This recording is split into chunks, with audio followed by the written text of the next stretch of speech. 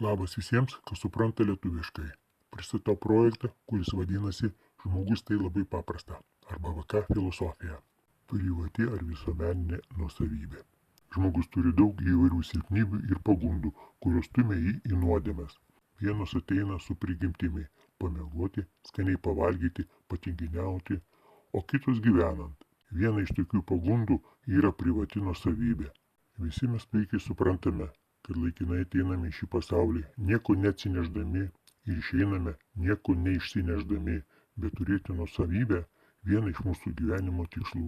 Mes norime turėti nuosavą butą, namą, mašiną ir net nuosavą žmoną, vyrą ir vaikus.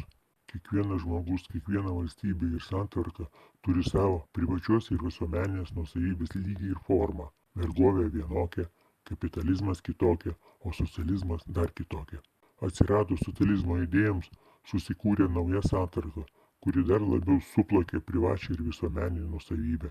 Tai kapitalistinis socializmas arba socialistinis kapitalizmas, kur kapitalizmas puikiai naudojasi socializmu, kada privatus namas šalia visuomeninio kelio, privati mokykla naudojasi visuomeninė valstybinė švietimo sistema, kai renkami mokesčiai visuomeninėms reikmėms, o pasinaudoja privatus verslai.